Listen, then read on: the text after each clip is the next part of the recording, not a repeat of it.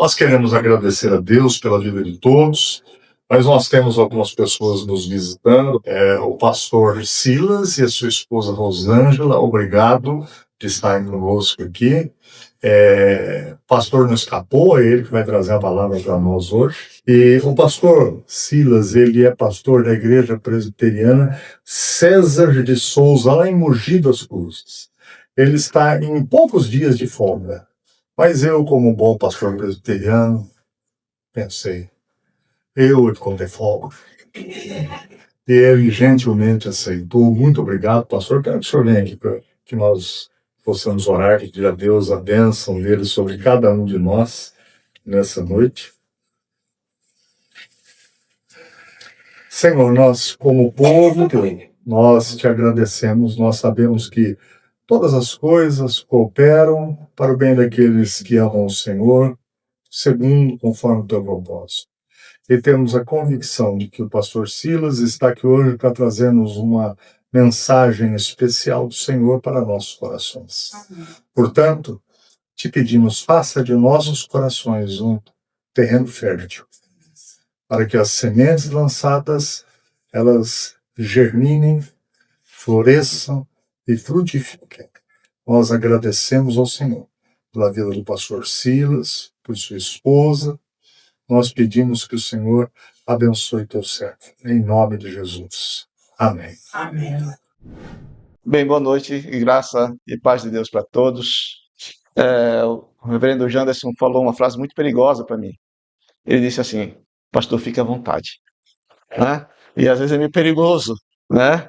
Principalmente para pastor que fala muito, e eu falo muito. Então, espero, no entanto, que o Senhor de fato use esses momentos para edificar-nos mutuamente, né?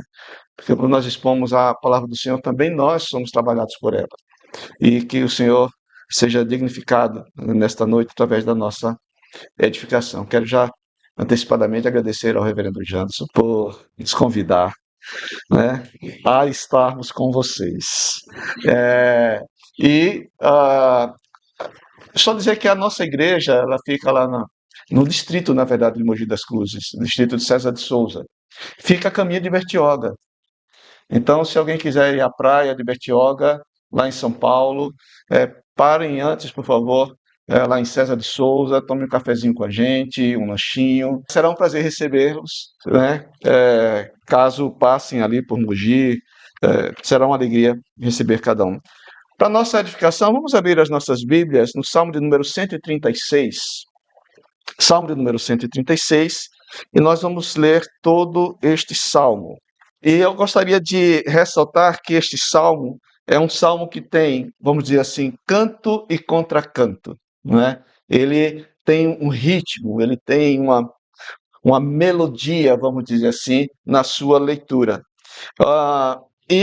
Como poderão observar, a segunda parte de cada um dos versículos é sempre a mesma frase, que diz, na tradução que os irmãos usam, seu amor dura para sempre. Então nós vamos fazer a leitura desse salmo desta forma. Eu vou ler a primeira parte, os irmãos e irmãs a segunda parte, que é a mesma frase que se repetirá até ao final, até o versículo número 26. Deem graças ao Senhor, porque Ele é bom. Seu amor dura para sempre. Deem graças ao Deus dos deuses. Seu amor dura para sempre. Deem graças ao Senhor dos senhores. Seu amor dura para sempre. Deem graças ao único que realiza grandes maravilhas. Seu amor dura para sempre. Deem graças àquele que criou os céus com muita habilidade. Seu amor dura para sempre. Deem graças àquele que colocou a terra no meio das águas. Seu amor dura para sempre. Deem graças àquele que fez as luzes celestes. Seu amor dura para sempre. O sol para governar o dia. Seu amor dura para sempre. A lua e as estrelas para governarem a noite. Seu amor dura para sempre. Deem graças àquele que matou os filhos mais velhos dos egípcios. Seu amor dura para sempre. Ele tirou Israel do Egito. Seu amor dura para sempre. Agiu com mão forte e braço poderoso. Seu amor dura dura para sempre.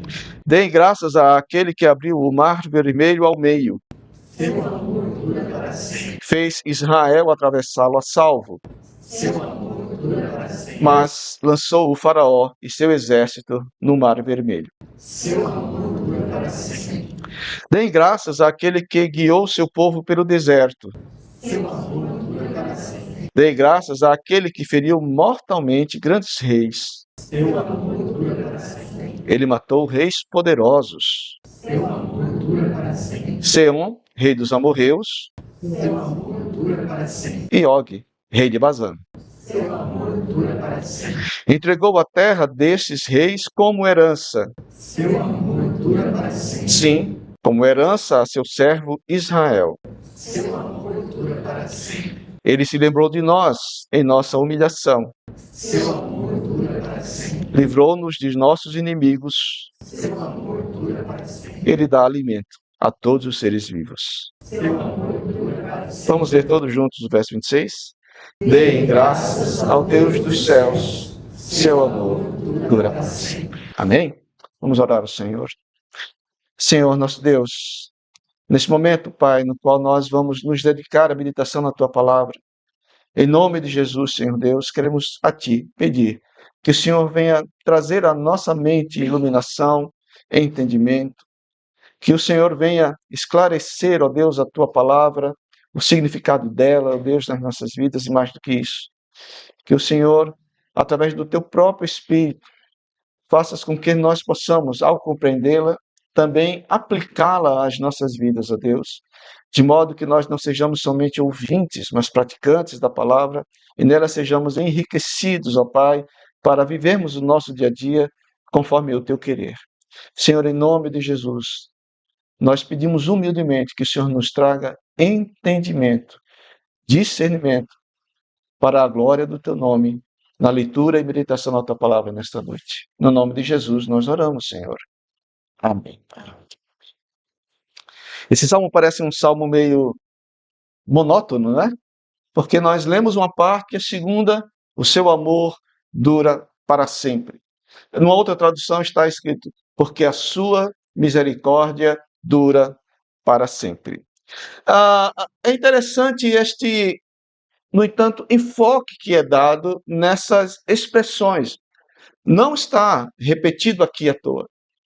Quando, pela inspiração do Espírito Santo, o salmista assim compôs esse salmo, e esta frase foi estabelecida para que nós pudéssemos contínua, repetidamente, atenciosamente parar o nosso entendimento, fixar o nosso entendimento nessa verdade. A sua misericórdia ou o seu amor dura para sempre.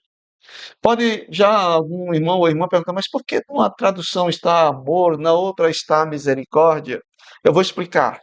A palavra que aqui está traduzida por amor e que está em outra tradução traduzida como misericórdia é uma palavra hebraica que não tem na nossa língua uma expressão que a torne perfeita na correspondência. É uma palavra que literalmente significa amor fiel ou fidelidade amorosa. Envolve o sentimento, mas também envolve ação.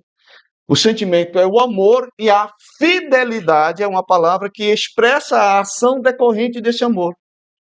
E o interessante é que o salmista repetidamente diz, olha, lembrem-se disso, o seu amor ou a sua misericórdia ou a sua fidelidade dura para sempre.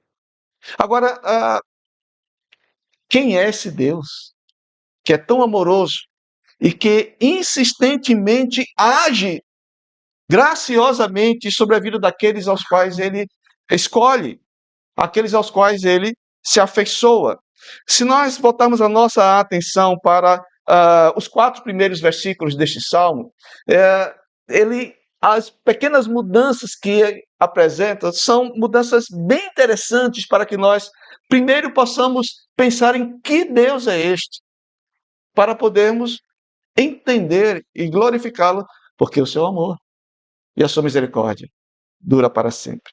Eu peço que, por favor, acompanhem suas Bíblias aí, as observações que nós vamos fazer.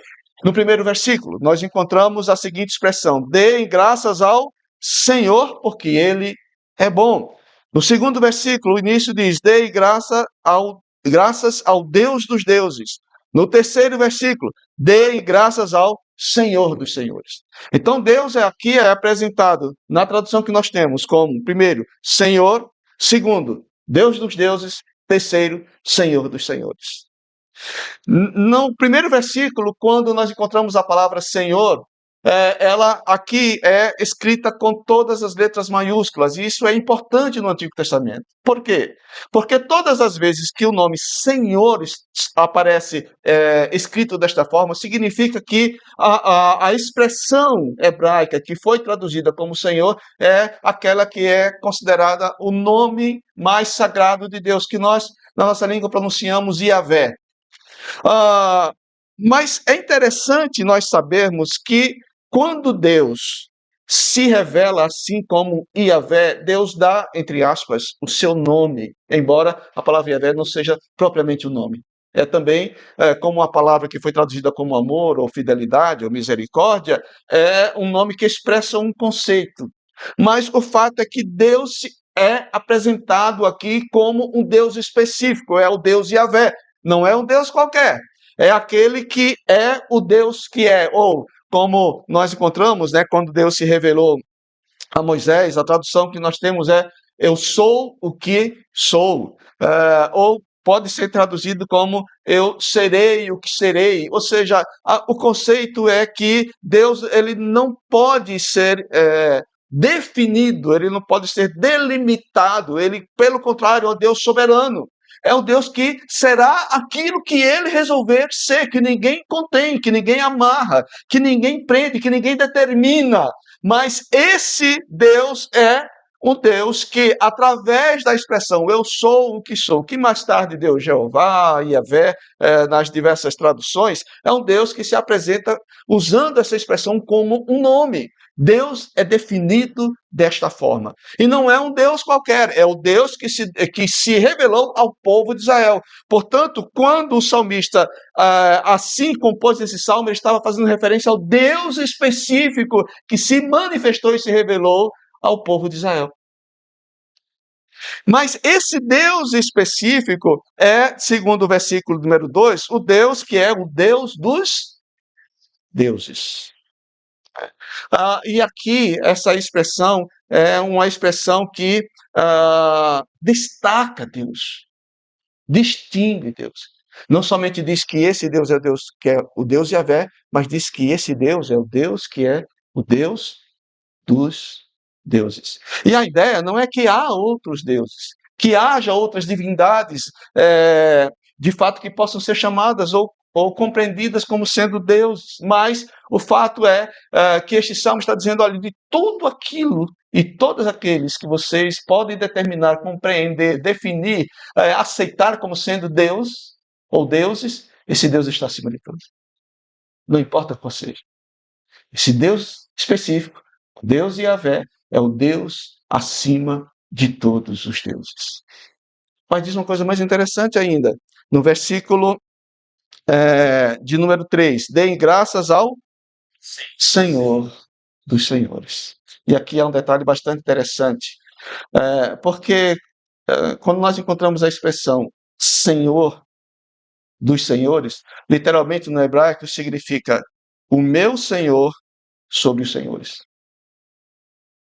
Não se trata de um título, mas se trata de uma declaração de relacionamento. Esse Deus Yahvé, que é o Deus acima de todos os deuses, é aquele que é o meu Senhor, acima de todos os senhores. Do mesmo modo que vocês podem entender outros seres, ou o que quer que seja como deuses, esse Deus está acima de todos eles, não importa quais sejam esses outros deuses, este Senhor é o meu Senhor. É Deus que se revelou a mim. É Deus que estabeleceu um relacionamento comigo. Então ele é um Deus definido, acima de todos os deuses, mas que age e se manifesta na nossa vida como um Deus pessoal. Um Deus que se relaciona. Um Deus que chega até nós. Um Deus que, na expressão da sua misericórdia ou fidelidade ou amor, segundo o versículo de número 4, é um Deus que realiza grandes maravilhas. Olha só, esse meu Deus, esse meu Senhor, Yahvé, é o Deus que realiza grandes maravilhas. Não é um Deus impotente, não é um Deus mencionado como simplesmente uma figura, pelo contrário. Ele é um Deus presente, é um Deus que se relaciona, é um Deus que age na minha vida, na vida do seu povo, e ele age realizando grandes maravilhas, coisas que nenhum outro Deus pode realizar. E aí o salmista continua. Que maravilhas são essas que esse Deus realiza?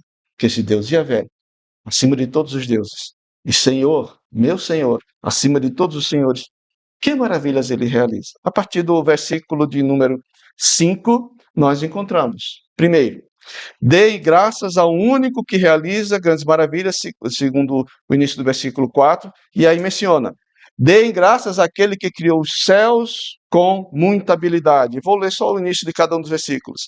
Dei graças àquele que colocou a terra no meio das águas. Dei graças àquele que fez as luzes celestes, o sol para governar o dia, e a lua e as estrelas para governarem a noite. Primeira grande maravilha para a qual o salmista chama a atenção é a maravilha da criação. Esse Deus Yahvé, que é o Deus acima de todos os deuses, que é o nosso Deus pessoal, Senhor dos senhores, que realiza grandes maravilhas, foi ou é o Deus que criou todas as coisas. O salmista nos chama então para nós olharmos para a criação como uma expressão do amor ou fidelidade ou misericórdia de Deus para com as nossas vidas. A palavra de Deus nos diz que tudo foi criado por amor a nós. E nós precisamos aprender a olhar para a criação como um ambiente que Deus criou no qual nós pudéssemos olhar, maravilhar-nos, contemplarmos e dizermos que coisa grandiosa esse Deus fez. Quando Deus nos chama à existência, é como ele estivesse fazendo o seguinte: olha, ele me criou, ele me trouxe à vida e me convida nessa existência e nessa vida a parar e dizer: olha, tudo o que eu preparei, olha, tudo o que de maravilhoso eu realizei para você. Eu realizei isso porque te amo. Eu realizei isso por amor. Eu realizei isso por fidelidade. Eu realizei isso por misericórdia. O Salmo de número 19 é um salmo que tem uma dinâmica interessante. Eu creio que todos conhecem esse salmo. No Salmo 19, começa dizendo que os céus proclamam a glória de Deus, o firmamento anuncia as obras das suas mãos, e ele vai descrevendo movimentos, né? Vamos dizer assim, ou processos na natureza. Depois ele fala da lei do Senhor.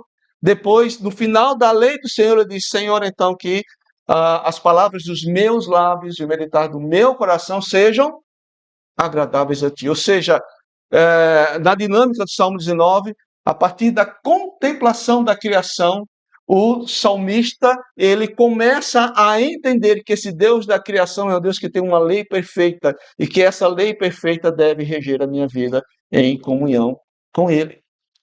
Deus, portanto, nos traz à existência, nos coloca neste mundo para que nós possamos, contemplando a criação, dizermos: que Deus grandioso é esse, que Deus amoroso é esse, que não só tem o poder para criar tudo isso, mas Ele fez tudo isso para que eu pudesse chegar a conhecê-lo.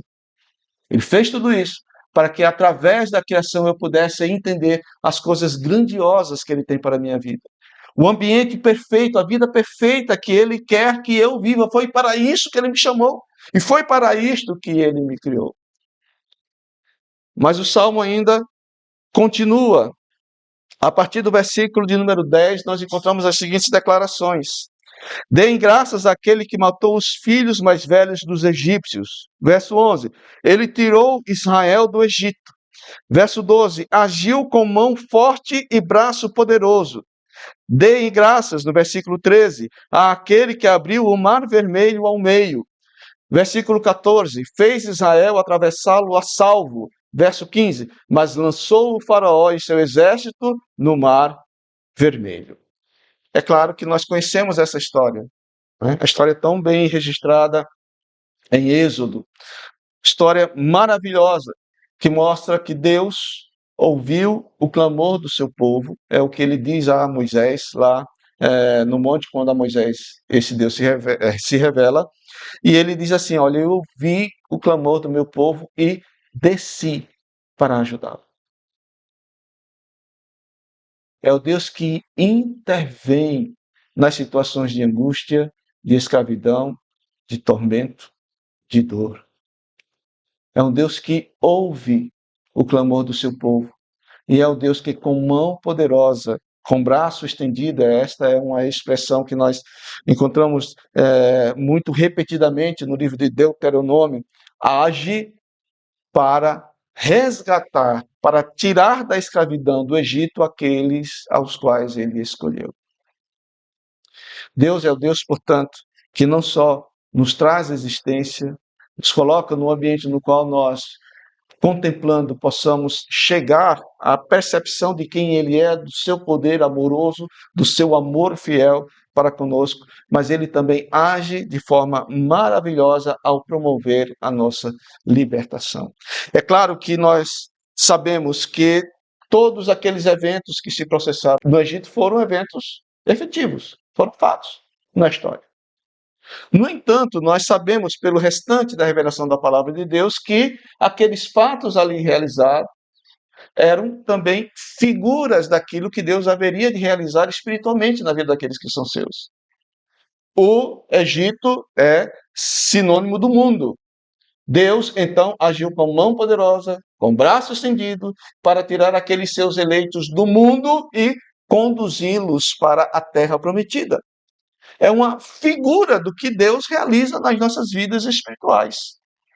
Deus nos chama, mas Ele também, ao chamar, Ele nos liberta. Ele literalmente nos tira da escravidão do mundo. Ele literalmente nos liberta dos grilhões do inimigo e faz com que nós possamos caminhar, seguir em segurança na alegria desta libertação.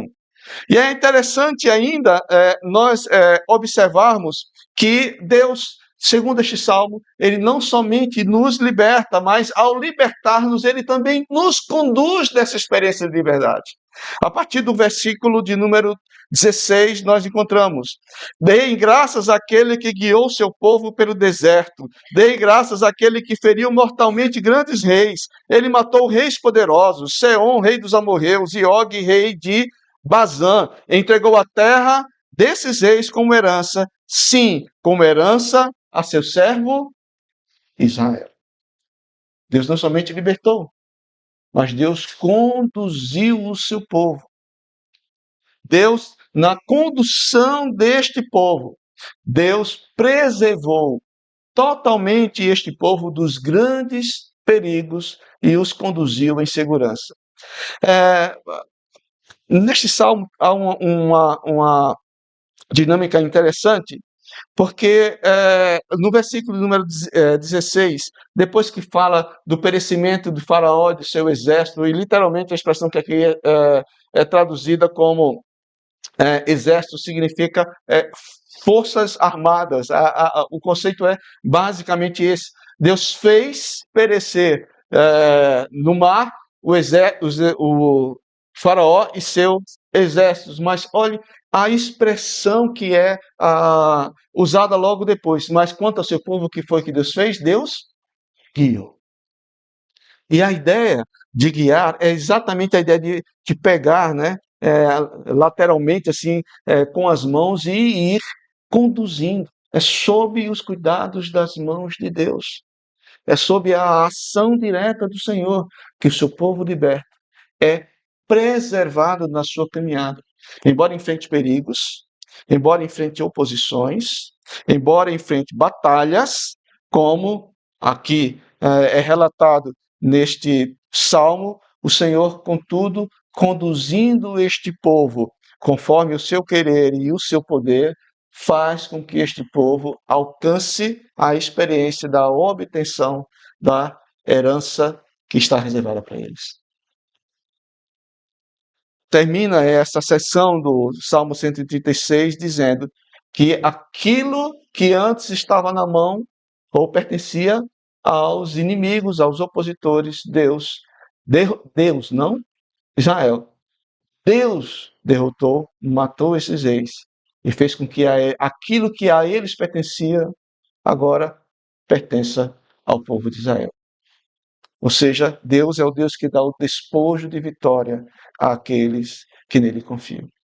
Não importam quais sejam as dificuldades, não importam quais sejam os perigos, não importam quais sejam as oposições, não importam quão poderosos possam ser e parecer os adversários que nós venhamos a enfrentar, Deus é o Deus que nos preserva. Deus é o Deus que nos protege. E Deus é o Deus. E se Deus é Yahvé, Deus sobre os deuses, Deus Senhor pessoal, que executa grandes maravilhas, dentre as maravilhas está a sua preservação até que alcancemos a obtenção da nossa herança. Olha aqui, relato maravilhoso que esse Deus, das ações desse Deus. O final do Salmo é a reafirmação do que o salmista disse até aqui. Na verdade, os versículos de números de 1 a 4 funcionam como uma espécie de introdução. Depois vem as declarações acerca deste Deus que faz grandes maravilhas. E tem um epílogo, tem um final, tem uma conclusão. Como foi que o salmista concluiu essa mensagem? Como foi que o salmista apresentou, ou fechou, apresentou o fechamento da declaração dessas grandes maravilhas que esse Deus realiza? Versículo número 23, o início. Vamos ler juntos? Ele se lembrou de nós em nossa humilhação. Deus é o Deus que se lembra. E Deus sabe quão pequenos, quão limitados, quão deficientes nós somos, quão fracos nós somos. Mas Ele é o Deus que se lembra de nós na nossa fraqueza. É um Deus que se lembra de nós quando nós enfrentamos angústias. É o Deus que nos ouve quando nós clamamos. Foi assim que Ele disse a Moisés, quando se apresentou: ouvi o clamor do meu povo e desci para ajudá-lo. Deus é o Deus que se lembra. Nós não passamos despercebidos diante dos olhos desse Deus. É o Deus que estabelece uma aliança. Por isso Ele é fiel. É um Deus que estabelece um pacto conosco.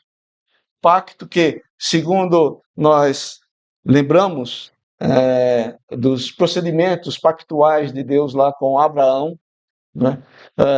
Naquela ocasião, Deus ordenou a Abraão que matasse animais, que os partisse ao meio, que colocasse as metades, uma de frente para a outra, com uma espécie de corredor no meio. Era um modo cultural de se estabelecer pactos, um dos modos culturais de se estabelecer pactos naquela época.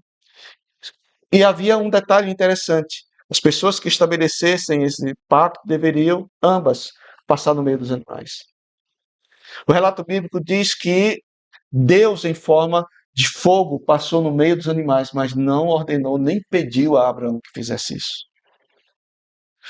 O conceito desse pacto é o seguinte: que aconteça a mim o que aconteceu com esses animais se eu quebrar o pacto. Deus se propôs a isso. O conceito de Deus é que aconteça a mim como aconteceu com esses animais, ou a estes animais, se eu quebrar o pacto. Mas ele não pediu a Abraão para fazer isso, porque Deus sabia que Abraão não poderia manter esse pacto. Nossa fraqueza, nossa humilhação.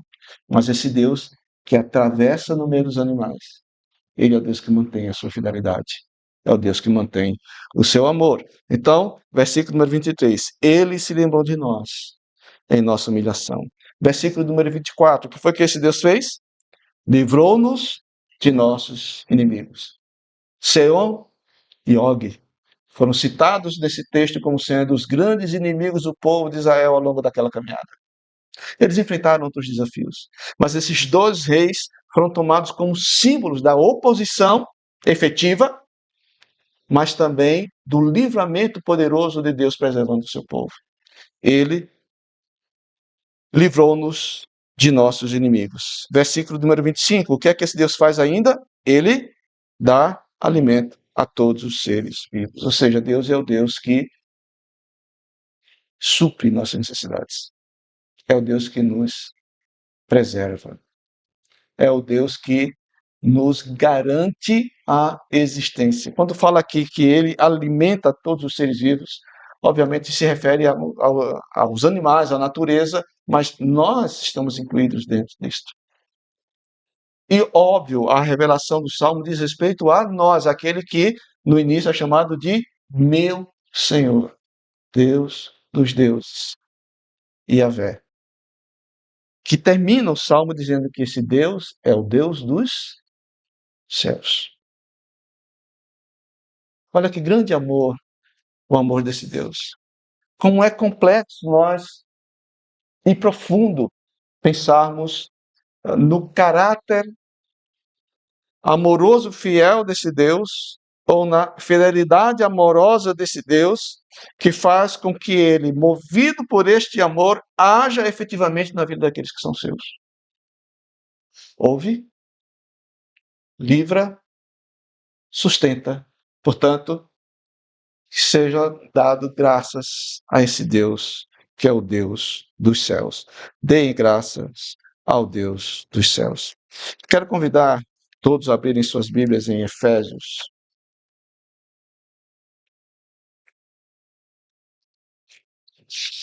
Capítulo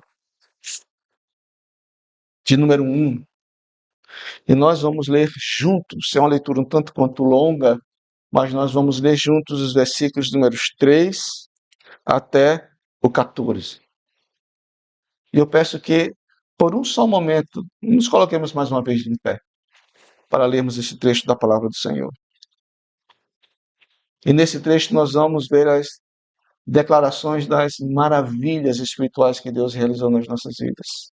De como Ele nos libertou, como Ele nos preservou e como Ele estabeleceu nosso resgate como herança para a glória dele. Então, Efésios, capítulo número 1, versículos números 3 a 14, vamos ler juntos. Todo louvor seja a Deus, o Pai de nosso Senhor Jesus Cristo, que nos abençoou em Cristo com todas as bênçãos espirituais nos domínios celestiais. Mesmo antes de criar o mundo, Deus amou e nos escolheu em Cristo para sermos santos e sem culpa diante dele. Ele nos predestinou para si, para nos adotar como filhos por meio de Jesus Cristo, conforme o bom propósito da sua vontade.